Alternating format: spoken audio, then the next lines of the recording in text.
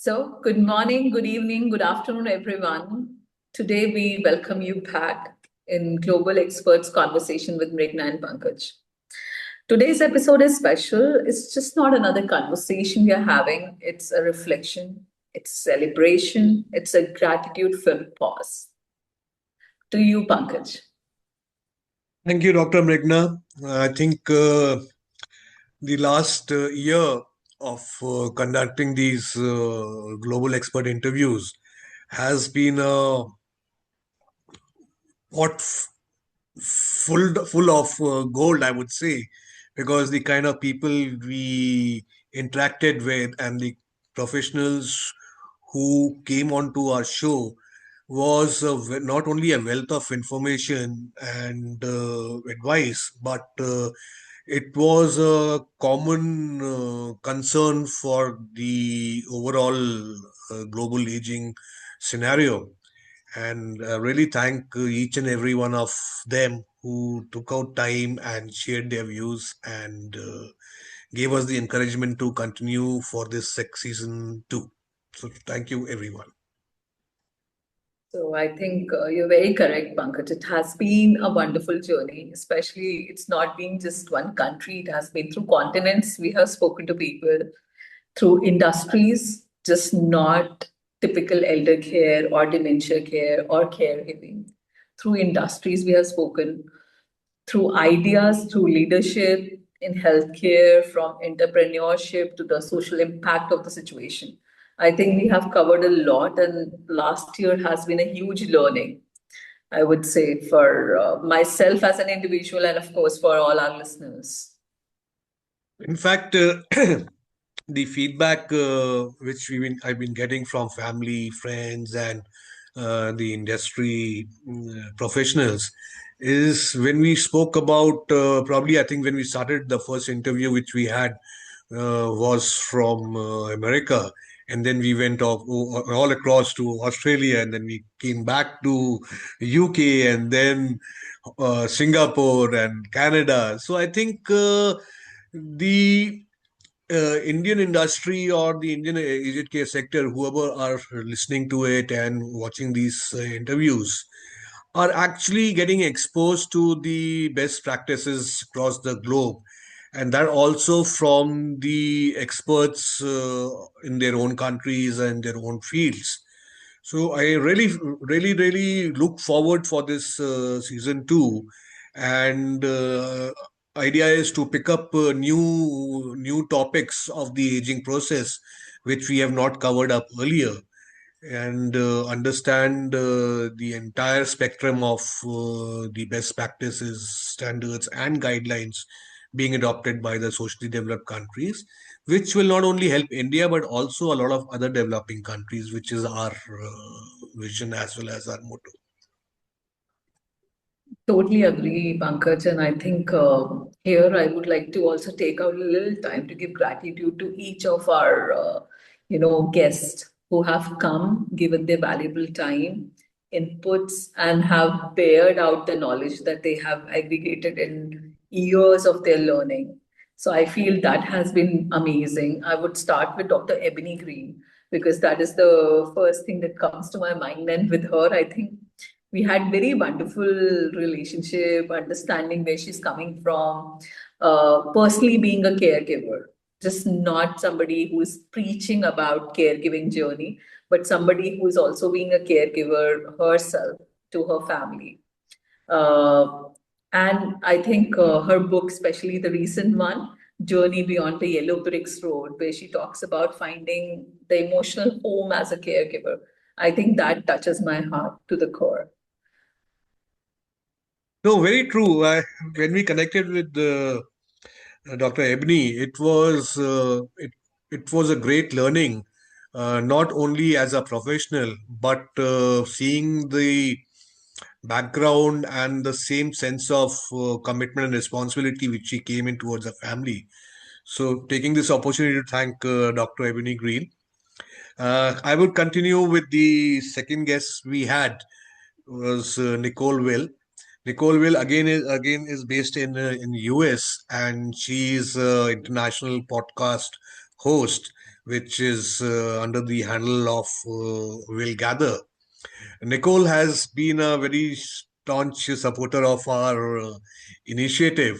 She's always been encouraging to us, and when she came on the show, it was overall view of how the American aging sector works, including the best practices and the state level rules, regulations, and policies.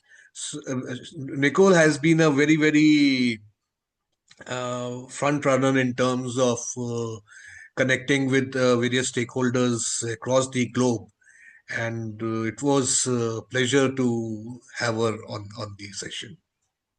Yes, I think Nicole was the first guest, Pankaj, I remember, who asked us a question during the podcast. There hasn't been a guest who has asked us about, what our experiences have been. So I think I was Very taken true. by a very pleasant surprise when she asked us, okay, how has been your experience?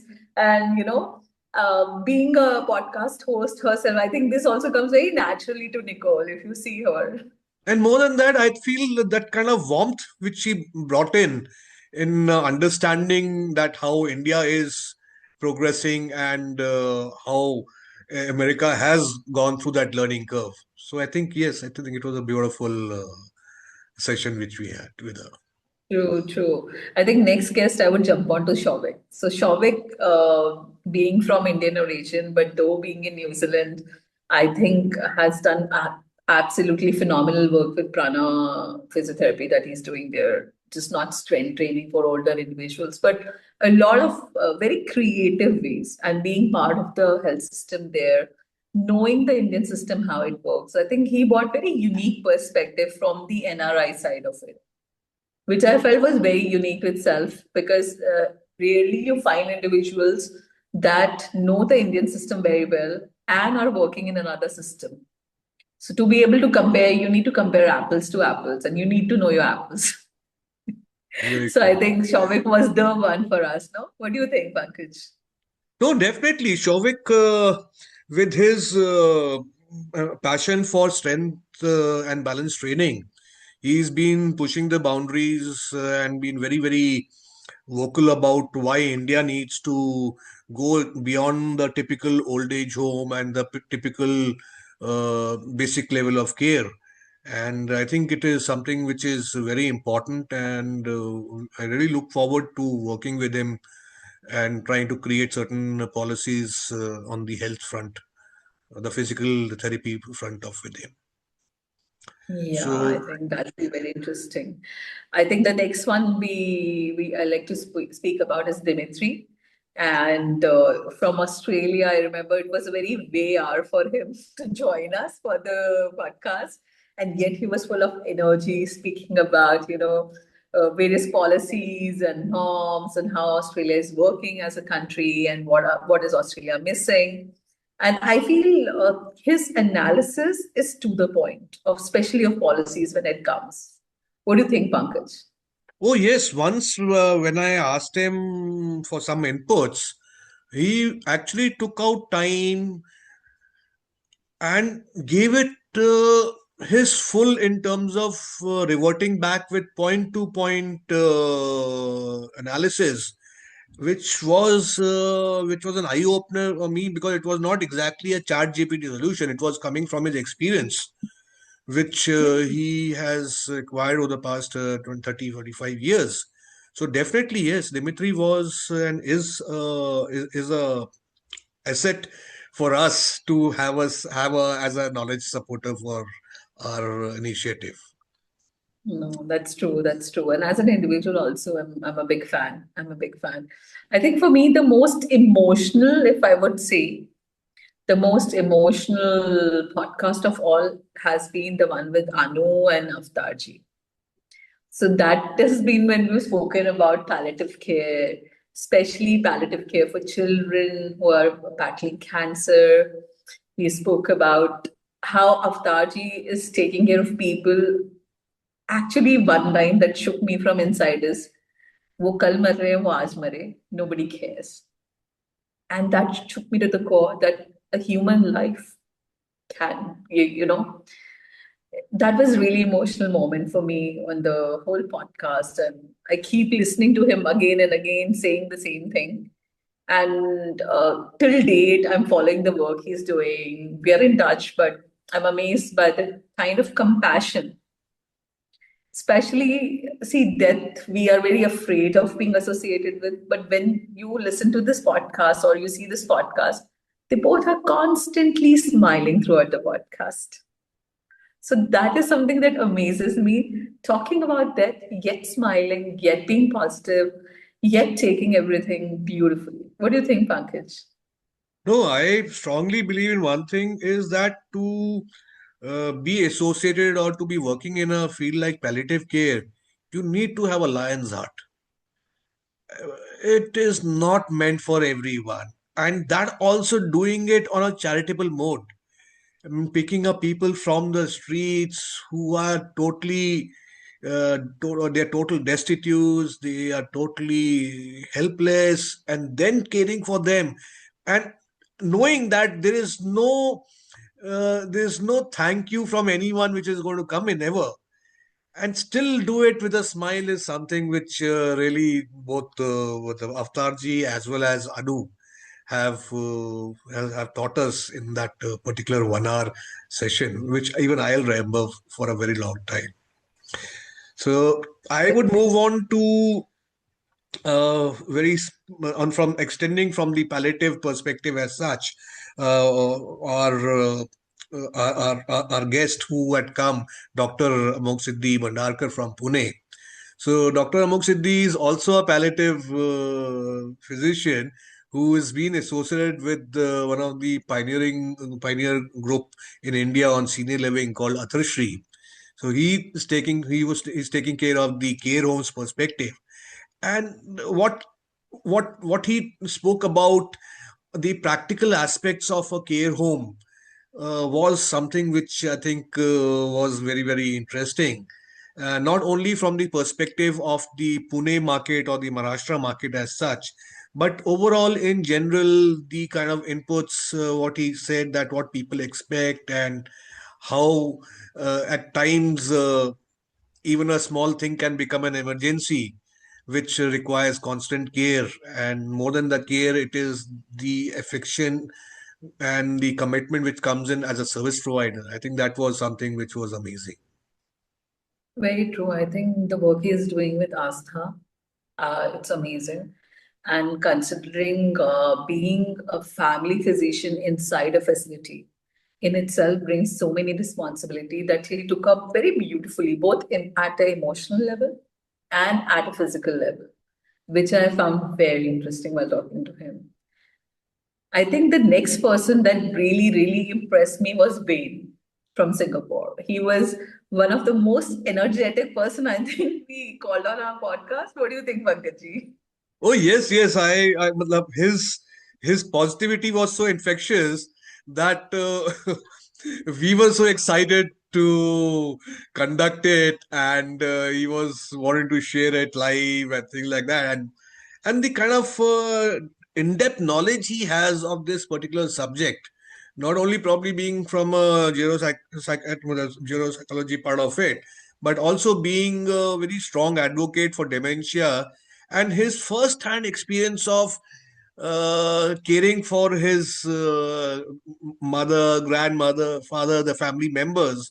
I think that really reflects in the work which he does. It is not a job for him. It is individual responsibility which he has taken upon himself to educate people as well as show them the direction as to how things can work for the better in dementia care. So yes, I think Wayne was an amazing guest we had. Very true. And I mean, I think he was the only one who did this live test to check your memory and the word exercise and everything. And I think we need people like him. And being a keynote speaker, I think he's a very avid speaker in that sense. So very there to the point, and it is very nice. It was really nice. I think the other person I love to talk about is Dr. Anand Ambani. being in a very small town where he's working with and working with the kind of things that he's doing. Especially in geriatric care, we always say that, the resources are not there. Um People are not trained. We're not getting good staff. We're not getting trained staff. Working in the place, the core area where we know that there is a problem in itself, I think takes a lot of strength in itself. And working in geriatric care training, and especially understanding the Indian scenario, the Indian psychology, the Indian market, he had a very good in-depth. We had a very wonderful session. Even I think post session, I think we had very good discussion, Pankaj, with him. No. No, with Dr. Anand Ambali, it was a common mission, or let's say positives attract as such, not the opposites. And he is not only just a doctor, he is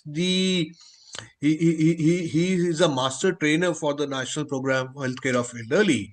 And being in a place called Bijapur in Karnataka, which is not really the part of the metro cities as such, he is doing wonderfully. He's pioneered so many new initiatives there, dementia clinic for the village level. So he's effectively a hardcore grassroots level person who's working for the bottom of the pyramid segment, I would say. Correct, very correct. So I would also say he's a very grassroots level person, and yet somebody who's on the top working at the grassroots. It's amazing. So such person that comes to my mind is Harshal. So talking to Harshal Deshpande from Pune, the person who is founder of Madhur, who's heading organization, owns aged care, and yet talking such humble notes. I remember he spoke about the incident when somebody in the care home spit on his face, and yet with such humility, this guy responded. I mean, that touched my heart. What do you think, Pankaj? Oh, yes, 100%. And he's so proud that this initiative was started by his mother, because when she saw during the COVID that people were helpless, and she being a doctor, and she was the only person who could really interact or go outside. And he then being the torchbearer and a supportive co-founder, it's really amazing to see the kind of dedication these people have. Obviously it has to be sustainable, but from talking to him and even looking at him, you could make out that yes, there is a genuine concern for older people and how to give them an affordable service with the right commitment and with the right professionalism. So definitely yes. True, true. I think when we talk about professionalism, the another person that comes to my mind is Vanna, Dr. Vanna Verma, who is heading Fitness for All, who helped us with her knowledge in diet, nutrition, especially how to make food palatable for seniors. I remember her at this part, and I was like, she's right about things. If I would get a platter like that, even I won't eat it. No matter what my age. No, Pankaj? No, I agree. Probably I am not the, I'm not the most prominent follower of best practices when it comes to health. Like I'm sure, like crores and lakh millions of Indians. But yes, people like her who actually put you in the right place and say that if you don't wake up today, then tomorrow may be a little difficult part to walk on. So definitely, really, really appreciate the inputs what Dr. Vanna gave. So coming to the next guest from my side would be Dr. Shalya Anand. Okay, she is I think one. we can honestly say she's one of our now closest friend, no, Pankaj? Yes, yes, yes. I've never seen such a passionate person who wants to do so much in the area of oral health. and oral care that probably has been just a couple of months. I've been seeing her journey, and she's an accomplished researcher, a student, a professional. So I don't know many people who actually give up their full-time practice to work for the larger cause, and that also work for it in a country of your origin. So really look forward for the work she's doing, and also hoping to be of some support to her, both at the initiative level as well as at the personal level. What do you say? No, I think especially Smile India initiative that you started now. That has happened, in fact, after our podcast, came out. So I think we have just seen the process, how it started and how she's building on it, and we're still working on it. I think it's a long way, but she's one of the persons I have seen who's living abroad, but has picked up her own home country to work with, because it's very easy. You live in US, you make a charity in US, it's much easier. But if you live in Netherlands and then you make a charity in India, it's not that easy. That In, means India trips, that means a lot of hard work, that means a lot of resources. So I think that commitment from her side is amazing. It's amazing to watch. no, in fact, the first thing which we discussed to do collectively is to make a draft a policy recommendation on oral health for older people in India. So let's see once she settle down, and we'll take it up. I think everyone's role will come into the picture. Okay, so the next person is Sokalingam from Bangalore. He is a very dear friend who has a 144 units senior living facility. So Soka was, as usual, the grounded person, but with a lot of finesse as such. He's when he came back from Australia, he was in the finance line. When he came back from there, he connected with me, and he said, "Hey, Pankaj, I want to do this kind of a thing and stuff like that." I said, well, "You come in from a reasonably well-to-do background of plantations, coffee plantations, and all that. Why do you want to get into this?" He said, "No, no, no. I have a commitment, which and a passion to do it." So Soka has been a part of the initiative and part of the journey with us, and I've actually seen him set up this project. It may be it may not be the first of its kind in Bangalore, but definitely it has got its own unique flavor, because it is on a lease model as well as a sale model, which is very similar to the US market, where you have a combination of rental as well as purchase facilities. So definitely we are looking a long way with Soka. That's true. That's true. And I think with Soka, the thing that strike me amazing is that with Soka, a lot of people we have been with, a lot of people when we talk to about elder care, they talk about their own family, personal experiences. Soka was one person who was very pragmatic. He spoke, it is a project. I understood it's a viable project. It can work out. And I'm passionate about it. Hence, I picked it up.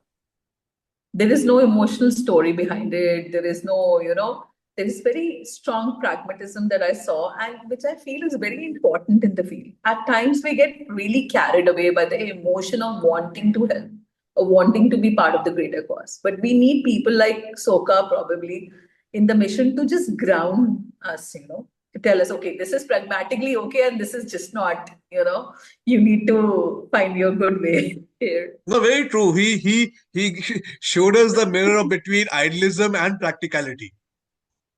Very true. I think the next person that I really felt very impressed with was Ramani. Ramani, being the executive director of Dementia and the Alliance, that I felt so impressed by that even I become now I'm a part of them, and as but I think the best part about talking with Ramani was that she's somebody who is at the again somebody who's at the good level, but yet at the leadership roles, but is also working at the grassroots, and she knows how things work. She really knows how things work, how people with dementia would treat their adults, how things go wrong, how they can be corrected, and what are the measure to correct it. So I think that was a great learning for me, especially working with Ramani. What do you think, Pankaj?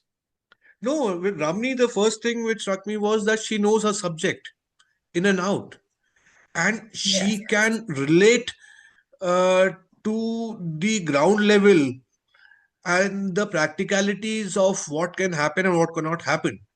So she is combining, in my opinion, I think Ramni is combining the best of the resources in terms of the advocacy part and partnering with the various other organizations and using that inclusiveness approach where that I can do something, we all can do a lot.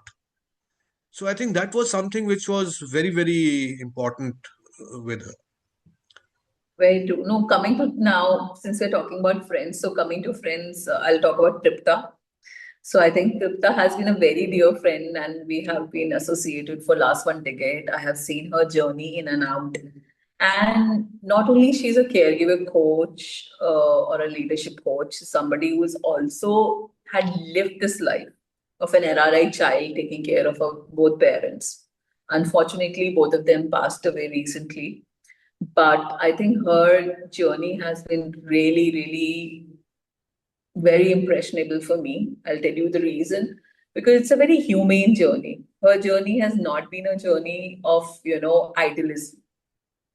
We have seen ups and downs, and she's one person who is accepted her mistakes. If she has done a mistake, she'll accept and she'll say, look, Mrigna, this is what went wrong in my journey. And I think that really showed beautifully in her podcast also, when she spoke about the mistakes we do as children, or as adults taking care of our parents. So I think that is the beauty of it, I feel. Especially in the caregiving journey, there is no right way, I feel, and there is no wrong way. You have to find your own way. So she taught us that. No, I completely agree. And I've been seeing her journey, especially as a NRI child, as an NRI daughter, which is not easy because when both your parents are alive and both your parents require care, then the kind of stress, financial strain, emotional breakdowns, it is part of the journey. Eventually, how you come out of it and how you face it is something which I think Tripta really has shown us the way as a role model to do it. I'm sure she must be having her own ups and downs, but in the overall scenario, I think she handled it beautifully. So coming to the next guest which we had all the way from Kenya was James. James was someone like I really like to talk in a very very humble way because what he's doing in a country like Kenya is something amazing. Not only is he the president of Sir James Care Homes, but given the infrastructure, given the resources, and given the level of education which is there, I think he is really, really leading the way for the African countries to move forward in the area of aging. The facilities may be small, but at the same time, the vision is very big, and he, along with his team, are moving towards that, which I think is something really, really humbling. I would say. What do you say? Very true, very true. I think with James, what I learned really is with limited resources, how to manage everything. That was one very good takeaway, big takeaway for me, because we always crib, no? We don't have resources, we don't have trainers, we don't have this. What he's training his staff is in compassion. It's amazing at that level where it's difficult to get people trained, especially in a dementia care home or a care home for seniors, which is a very new concept for the country itself. When we talk about as a country, you don't see like 50,000 care homes in that country. It's not the case. There are the few new ones coming up, and they're working in a very, very, I would say, organized way in that case. No, I think they will definitely lead the way for the country, because when we were speaking to him, he said we are in touch with the government, and government has also started seeing these kind of pilot projects as a role model. So definitely it is there. So coming on to back to India and to a place called Bhopal, I'd like to talk about Dr. Akshat Khandekar, who's the who's a family geriatrician, family physician, a geriatrician, and he's a second generation doctor. And more than that, I would say is that he is such a grounded person and health and fitness enthusiast that every time I keep seeing his social media posts, he's running marathons from this place to that place, which, to be very frank, I envy a lot. But it's good to know that yes, at least someone is there who's really taking this concept of healthy aging seriously. Very true. I think as an individual, not only as a doctor, as an individual, he's somebody who's leading his words by his own actions. And this is what impresses me a lot about Dr. Akshat. That he runs marathons, he eats healthy, does things right in his own personal life first, and then suggests that to his his patients and the people he's taking care of, which are like family now, as he spoke to us, during the podcast. I think the next person that I love to talk about is Russ Baker from US. Though he's a doctor of health sciences candidate and creator of She's a Safe, and somebody who talked about the risk of seizures in dementia. That was a very unique topic. I feel that we have not covered in any of the podcasts, because many times when we have a podcast, there are a lot of topics which like overlap with each other. General caregiving, respite care. A lot of people have spoken on our podcast about it. But there's certain topics that I feel that so specific that we haven't found somebody who has spoken about. What do you think, Pankaj? Oh no, yes, definitely. When I first spoke to him, and when he spoke about seizures and dementia, I said, "What is this?"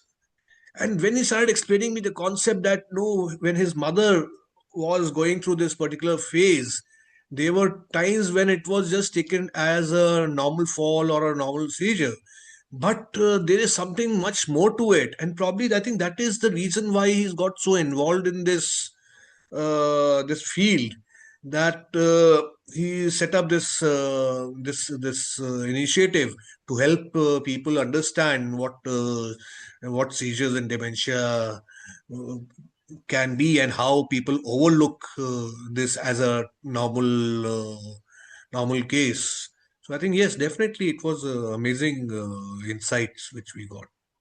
Yeah, talking about insights, I think when we spoke to Jim Biggs, I think that was one of the most insightful session for me in terms of the finances, in terms of the involvement, in terms of setting up facilities in a country that is unknown, in a place that one hasn't been, in a culture that is not part of the culture. What are the pragmatics part of it? I mean, that session was like eye-opening for me.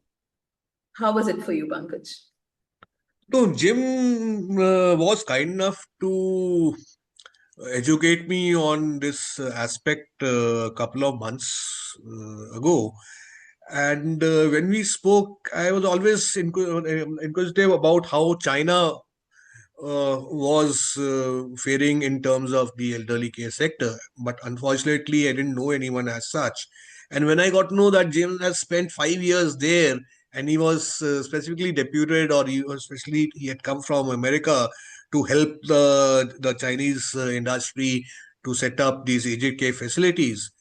I think his experience of China market and what he spoke about in comparison to the Indian market was really insightful, because it was not a cut copy paste job what he said. It is something which has to be homegrown, and it has to be accepted by the community at large. Otherwise, even the best of the facilities can just remain as buildings, but there'll be no residents or occupants in that. So definitely, I really Correct. look up to gyms for great knowledge support. Correct. Very true. Very true. I think talking about the sweetest guest that we received, I'm an emotional person, so I relate with people more with emotions. So I think the sweetest guest we received was Daniela. Being in Australia, yet somebody who is from Brazil, the part where I am in right now, but being in Australia, uh, being in a place where there are multicultural people, talking about dementia care, especially her approach of whispers of love, what we discussed in this podcast also, I think has been something very, very heart touching for me. What do you think, Pankaj? No, definitely. In fact, please don't forget we had two Danielas. Yes. And I'm talking incidentally, about both Daniela Russo. incidentally both of them are from Australia. Yes, actually, the both of them hail from Australia. That's the thing. But Daniela Russo is actually Brazilian who is living in Australia. Correct. So no, no, definitely, she was so so grounded, and she wants to do so much for this dementia care. Was something which is actually probably visible in her social media posts also.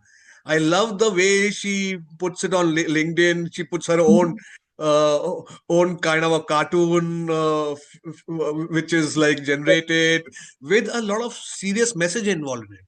So it is a lighter way of putting a serious idea. Yes, I feel her approach is very creative and her way of explanation is very, very unique to herself as a person.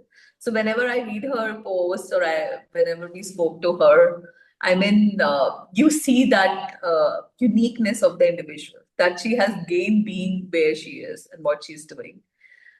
Since we spoke about Daniela, let's come to a second Daniela that we interviewed. That was Daniela Montero Preto from Australia.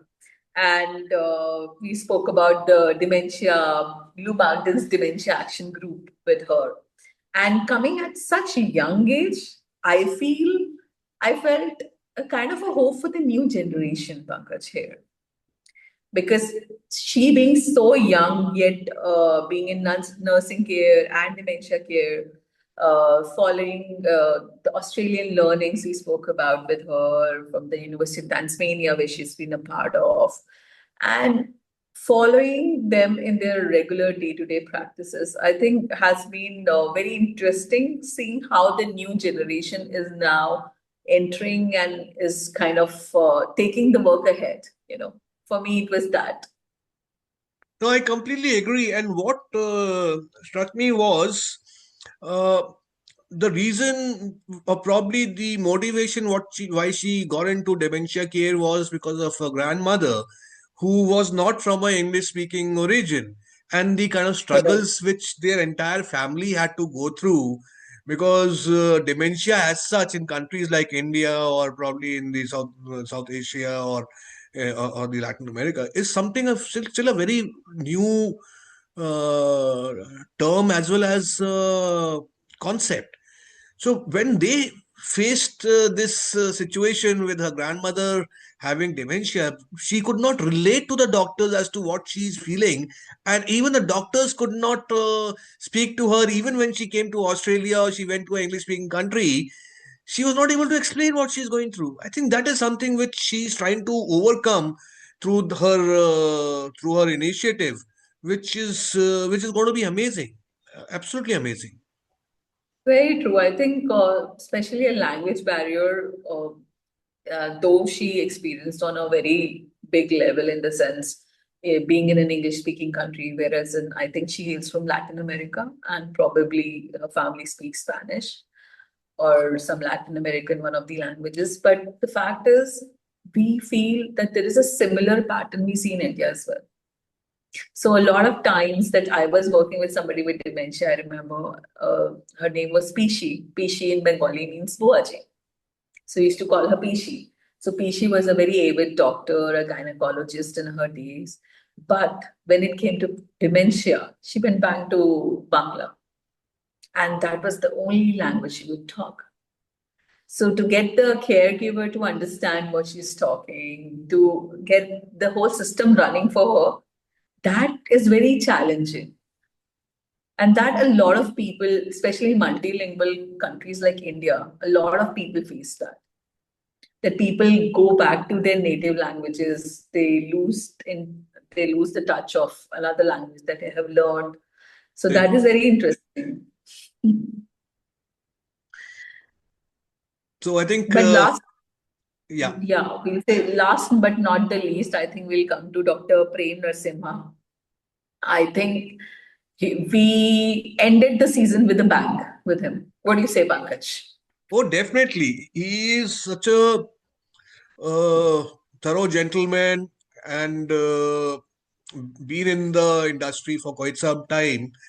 He is not only vocal about the need for geriatric care, but he's also been a pioneer in setting up a lot of these dementia-related facilities. And besides being the chief consultant geriatrician at Jaslok Hospital in Mumbai, he's also done a lot of ground level work, not only at the medical level but also on the advocacy level, which I think is amazing. And his association with another assisted living facility, I think it's called Wisdom Club, which is Correct. something to be looked forward to in the coming months and the coming years. So definitely, there's a lot of learning which we, I think, got from that podcast with Dr. Narasimhan. That's true. With Dr. Prem, I think also his knowledge from being in a hospital, like he's worked in hospitals like AIMS, and coming from that background, and then coming into the part where he's advocating about going to a geriatrician, which is not a new concept. I mean, it's not something old in India, it's not something heard of. Then why do I need a geriatrician? And advocacy of that, I think that is something that point really touched me. And I really felt that, this is something that we need to really bank on. This is really something we need to talk about. That why do you need to go to a GP, and what's the difference between your GP and your geriatrician, and who needs to go to whom? This nobody knows. I think he clarified the whole thing so beautifully. So I think that is a podcast that is I think is something that everybody is very eagerly waiting. I hope it by the time this episode will be released, that podcast will be out, and I think I'm very excited about that. I think the all the 21 guests which we had in season one were just amazing. The value which they added to this entire global experts interview sessions probably cannot be expressed in words. And in my opinion, once we start converting these videos into various languages, especially the Indian languages, I'm sure a lot of people would benefit, including older people, their family, the service providers, and people who want to understand and learn about this sector, both at the government level or at the staff level. So I think it was a great year with this season one. I would. Very true. For me, if I would just say kind of brief, I think for me, season one was deeply personal because as an individual, I think I developed a lot, I learned a lot. And it was reaffirming why these conversations matter, you know, why, especially in the world where we're so much overwhelmed with noise, gyan from WhatsApp universities to your Facebook gyan happening everywhere. why it is so important to have these conversations. And idea is to slow down and listen. Once we start listening is when the transformation begins. So for me, it was all about that. So I really thank all our listeners, those who have been part of this journey with us, and I hope you look forward to the season 2 that will soon be starting up. And thank you to my lovely co-host Pankaj for all his knowledge, all his gyan, and all his support for the same.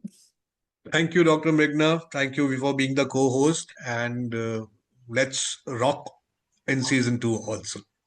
Thank Yes, you. for sure. We do that. Thank you, everyone. Bye bye.